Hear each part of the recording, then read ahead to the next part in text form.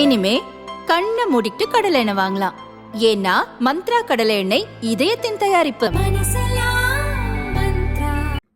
நமோ app மூலம் நேற்று தமிழக பாஜக பூத் கமிட்டி நிர்வாகிகளுடன் உரையாடிய பிரதமர் மோடி தமிழ் பேச முடியாதது குறித்து வருத்தப்பட்டார்.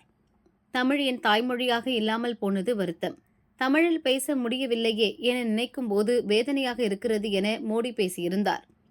தமிழ் பற்றி மோடி பேசியதை முதல்வர் ஸ்டாலின் விமர்சித்தார். மோடியின் கண்ணீரை அவரது கண்களே நம்பாது. தமிழர்கள் எப்படி நம்புவார்கள் என ஸ்டாலின் கூறியதற்கு மத்திய அமைச்சர் முருகன், எம்எல்ஏ வானதி ஆகியோர் கண்டனம் தெரிவித்தனர். ஸ்டாலினை கண்டித்து தமிழக பாஜக தலைவர் அண்ணாமலை வெளியிட்ட அறிக்கையில் கூறியிருப்பதாவது: எதிர்க்கட்சியாக இருக்கும் போதும் தேர்தல் நேரத்திலும் திமுகவுக்கு தமிழ் பற்று வரும். இந்த லோக்சபா தேர்தலிலும் தமிழ் பற்று வந்திருப்பதில் ஆச்சரியம் இல்லை. 70 ஆண்டுகளாக தமிழ் மொழியை வியாபாரமாக்கி தமிழகத்தை சுரண்டி கொழுத்த திமுகவின் தமிழ் உணர்வை மக்கள் நம்புவார்கள் என ஸ்டாலின் நினைத்தால் ஏமாற்றம்தான் கிடைக்கும். தன்னால் தமிழ் பேச முடியவில்லையே என மோடி வருத்தப்பட்டதை ஸ்டாலின் கேலி செய்திருக்கிறார்.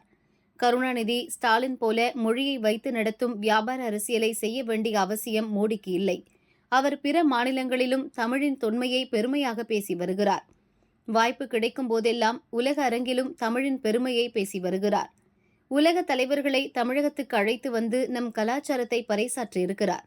எனவே மோடியின் தமிழ் பற்றுக்கு ஸ்டாலினின் சர்டிபிகேட் தேவையில்லை. ஸ்டாலினுக்கு உண்மையான தமிழ் பற்று இருந்தால் தாய்மொழி கல்வியை வலியுறுத்தும் தேசிய கல்விக் கொள்கையை ஆதரிக்க வேண்டும். பாஜகவின் கருப்பு பண மீட்பு பற்றி மக்கள் நன்கு அறிவார்கள். தனக்கு தெரியவில்லை என்றால் தனது கட்சியினரிடமோ அல்லது இண்டி கூட்டணியினரிடமோ ஸ்டாலின் கேட்டு தெரிந்து கொள்ள வேண்டும். ஊழல் ஒழிப்பு பற்றி ஸ்டாலின் கேள்வி கேட்பதை மக்களின் வார இறுதி நகைச்சுவையாக விட்டு விடுகிறேன் என அண்ணாமலை கூறியுள்ளார்.